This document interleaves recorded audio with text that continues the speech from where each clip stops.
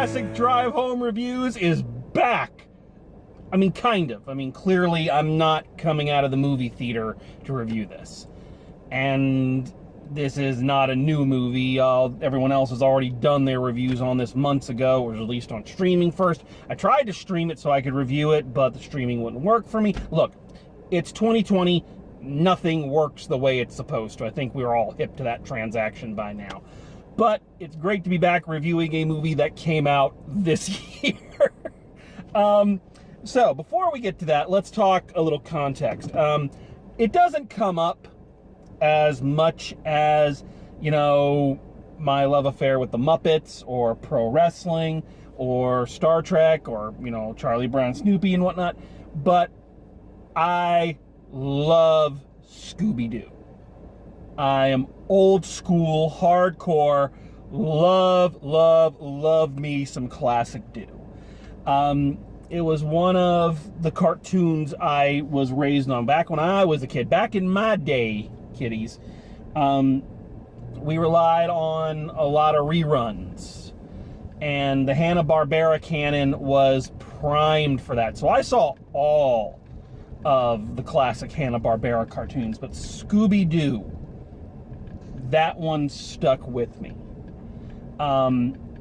And I am very protective of Scooby-Doo as a character and his supporting cast and the style, because it's very important to me. It's one of those things that I am very cautious of. So when reviewing a film like this, you always run into a little bit of a problem for someone my age, who is deeply invested in the lore and the characters and all that, because you got to ask the question, what movie are you reviewing? Are you reviewing the film that you wish they had made because, you know, this is what you want a Scooby-Doo movie to be? Or are you reviewing a film that was made for the next generation? Scooby-Doo is one of those rare characters, kind of like Transformers or the Ninja Turtles, that has defied the kind of one-hit wonder and has continued on, and it has had many iterations. And I remember watching a whole ton of them. I remember, you know, Scooby-Doo, Where Are You? The new Scooby-Doo movies, the new Scooby-Doo Adventures. There was a series where it was just Shaggy, Scooby, and Scrappy-Doo. And then there was a series where there was Shaggy, Scooby, Scrappy, and Daphne, and Fred and Velma were, you know, who knows where. And then they did things like the 13 Ghosts of Scooby-Doo. Key thing is, I know my Scooby-Doo, and I love my Scooby-Doo. And I gotta say that I've been very disappointed with the film adaptations of Scooby-Doo up to this point. You know, those live action things, especially that first one, were atrocious. So when trailers for this one came out, I was not thrilled by the look of it. And when I heard kind of other reviews of it and kind of what they were planning to do, I was even less enthused. So after having watched this film, I can now give you my take on it. And my take is, much like with Sonic the Hedgehog, I'm no art critic, but I know what I hate. And I don't hate this. I don't like it, but I don't hate it. I think that if you have a younger kids in the house, you know, if this is kind of their first exposure to it, I think they'll get a big kick out of it. I don't think, you know, it's anything real special, but I think they will enjoy it. So I think if that's the target audience it's trying to hit, which obviously it is, I think it hits it fairly well. I think it's got a lot of bright colors.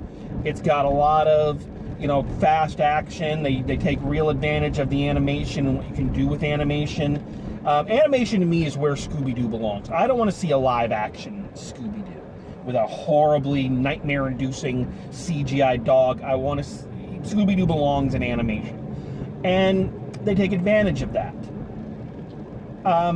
So from that perspective, I think it comes off fairly well. I think it's a fairly good movie. From my perspective, it's just kind of okay. Not the worst thing to happen to Scooby-Doo in his long and treasured history, but certainly not doing him a lot of favors. So the story here, real quick, is that we kind of get the origin story of Scooby and Shaggy and how they met, and then how they met, Freddy, Velma, and Daphne, and how they became Mystery Inc. And then we flash forward several years where they want to go professional, and then through happenstance, Dick Dastardly, who is a longtime Hanna-Barbera villain, comes after them, and they team up with Blue Falcon and Dynamite, other Hanna-Barbera kind of C-listers, and go on this big globe-trotting adventure. There's a couple problems with this whole scenario. It feels to me, and I read this somewhere, where this is kind of what they were hoping to do, since Warner Brothers has this huge stockpile of, characters from the Hanna-Barbera canon. It sounds like what they're trying to do is establish, surprise, surprise, their own cinematic universe. They're trying to create the Hanna-Barbera character cinematic universe. And you know what? I'm all good with that. As I said, I grew up on a lot of these characters. I love, things like Josie and the Pussycats, Jabberjaw, Butch Cassidy and the Sundance Kids, Grape Ape. I loved Blue Falcon and Dynamite back in the day. Captain Caveman and the Teen Angels. So there are a lot of great Wacky Races, where Dick Dastardly comes from. Dick Dastardly and Muttley, The Perils of Penelope Pitstop. I love these shows. So I have no objection to them wanting to do a larger cinematic universe with all of these characters. Here is the problem, and it's the problem that I don't understand why so many film studios are constantly making this mistake. You can't jump right to the Avengers. Okay? The Avengers had 5 or so films of setup. Iron Man, Iron Man 2, Hulk, Thor, Captain America. Yeah, 5. They had 5 movies of setup before they did the big team up, where they took the time to establish their characters, make sure those individual movies were good and entertaining, and then set them next to each other. This one, kind of like Justice League, just jumps right to it. And as such, Scooby-Doo is almost an afterthought in his own movie, in a movie with his name on it. Because along with Scooby and Shaggy kind of having their friendship tested because they're growing older and all this, there's also this subplot with Blue Falcon, who is the son of the original Blue Falcon, and Dynamite, clashing. They have one of the characters that they have with the Blue Falcon is Dee Dee Skies, who's actually a character from Captain Caveman and the Teen Angels. So there's that. You have all these other characters having all these other conflicts, and it's like Scooby-Doo is forgotten. Now, if this was the culmination of 2 or 3 movies of setup, if they had done a Scooby-Doo movie, done a Blue Falcon movie, and maybe done a Wacky Races movie, or a Dastardly and Muttley movie, and then had all 3 of them combined, I think I would have liked this movie a lot better. As it is, the characters I came to see are all getting cut short so that it makes room for the larger universe. And I don't understand why they keep doing. Actually, I can understand it. It's because they want to jump right to the big moneymaker and ignore all the work that goes into it. But here's something I really have a hard time understanding when it comes to Scooby-Doo movies. I know that within the canon of Scooby-Doo, there have been many instances where he has taken on real monsters. Things like, the 13 Ghosts of Scooby-Doo. But for me, Scooby-Doo is at his best when he's hunting down people in Halloween costumes in spooky locations. That is when Scooby-Doo is at its best. You want to know why, at least in my opinion, why Scooby-Doo has lasted so long while so many of its kin have been reduced to one-season wonders that nobody remembers? Pardon me. I think it's because Scooby-Doo was something very different when it came out. It had atmosphere. It didn't look like any other kid's cartoon that was out there. It was dark. It was atmospheric. It was spooky. And as a kid, you kind of like spooky things. And the great thing about the Scooby-Doo mysteries is that they were in that, Hardy Boys, Nancy Drew kind of realm. So you knew everything was going to be okay, but you liked the new monsters and you liked kind of being scared by them a little bit. But every Scooby-Doo movie that has come out seems like they really hate that and are trying to get him to fight actual supernatural creatures. They are completely spitting on the formula that made this character and his surrounding characters. I keep kind of referring to him, but really all of them, Shaggy, Freddy, Daphne, and Velma. The formula that made them work in favor of this new, bigger, real monsters kind of formula, and it just doesn't work for me. It just doesn't. If you're gonna do a Scooby-Doo movie, more to the point, if you want to do a larger Hanna-Barbera animated cinematic universe, which again, I have no problem with, then start with a fucking Scooby-Doo movie and actually make it a Scooby-Doo movie. Don't do it whether you're making fun of it like the first live-action one did, making fun of the formula. Do it. The first 10 minutes of this movie are fucking gold. I love it. I love watching the gang get together. I love them in their first mystery. I love they do, like, the theme song for the original Scooby-Doo, Where Are You? With new images. I love that shit. Make the whole movie that. Just put them in a haunted house, give them a mystery, have them do the whole split up. Freddy comes up with a trap, Velma finds the clue, Daphne gets kidnapped, Shaggy and Scooby run around and do stupid things. Turn into the Skid. Why are we so afraid of this formula, which has proven that it works? I don't understand. Watching this, it just made me sad, because this movie is not terrible. They do some good things with it. I really they did a good job with our core characters. For the most part. Velma, Daphne, Scooby, they're great. Shaggy is great too. But I do not like Will Forte as the voice. Why the hell you just didn't get Matthew Lillard to do it again? He's been the voice of Shaggy for years. That's the only thing those live-action movies got right, was him as Shaggy.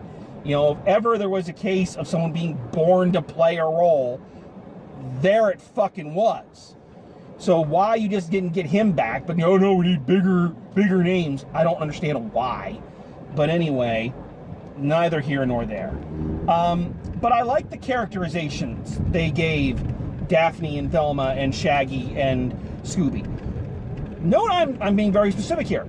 I also don't understand why in all of these fucking movies they have to make Freddy a fucking dumbass.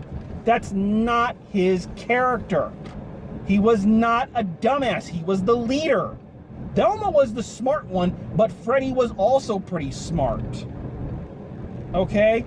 I think they're trying to do it so that each character, like the Ninja Turtles, kind of has a very distinct personality. I still think you could do that and not make Freddy this, uber idiotic dude bro. That's not who he was ever. It just irritates the fuck out of me. But I like the characterizations they came up with. I like the things they did with the characters. They were well done characters, and for the most part, the voice acting wasn't terrible. I wouldn't mind it of seeing these characters in an actual fucking Scooby-Doo movie. As it is,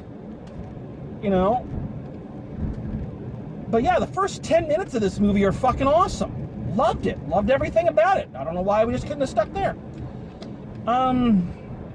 Everything else about this movie, the Scooby-Doo name and brand is kind of the only thing that makes this film stick out from every other animated movie that's not Disney that's out there. It has all the same hallmarks, all the same, cliches, and all of the same problems. It's got voice acting that, for the most part, doesn't fit the character model, so nobody sounds right. Again, except, I found Daphne and Velma's, and even Zac Efron as Freddy.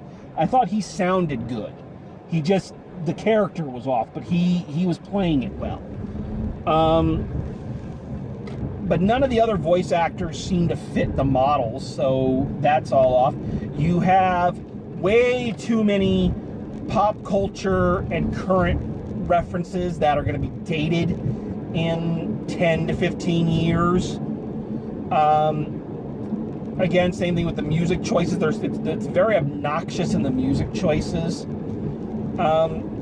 Of course, Dick Dastardly has an army of adorable little robot minions because every fucking cartoon on the planet needs to have their answer to the motherfucking minions. I'm yelling a lot. I'm yelling a lot. And honestly, I don't really mean to do so. This was not a terrible movie. I didn't hate myself after watching it like I have with some films. It just feels like exactly what I thought it was going to be. It's slapdash, it's lazy. It pays better attention to the characters than the live action films did. It didn't completely rewrite them to be parodies of themselves, with the exception of Freddy. But, it doesn't give them anything interesting to do. There's a line in this where this bowling alley attendant is explaining to Velma, Daphne, and Freddy what happened when Blue Falcon kidnaps Shaggy and Scooby. And she's going on like, yeah, and he said like before every sentence, like he's supposed to be what a middle-aged man thinks a teenage hippie sounds like. That line is very telling because that's exactly what all of these animated movies sound like. What 40-year-old men think the kids sound like. A lot of dialogue in this is very forced. It's just another boilerplate animated film. But again, I will say, if you got younger kids in the house, they're probably going to enjoy this. I'm just saying, and again, I know I'm a 41-year-old man reviewing a property that's even older than that, and complaining because it doesn't fit my nostalgia. But I don't know. I think it's a little bit more than nostalgia. I think there's something very endearing about Scooby, Shaggy, Freddy, Daphne, and Velma. That's why they've endured. That's why they've had so many iterations. Also, a pup named Scooby-Doo. That was a cool one. That was a really good version of them from the 90s. However, I digress. There's something endearing about them, and I always feel like every one of these movies that have come out with the Scooby-Doo brand on it is a group of people who just kind of understand the basics of it, and the rest of it, it's just generic, and kind of like Spider-Man in the Marvel Cinematic Universe.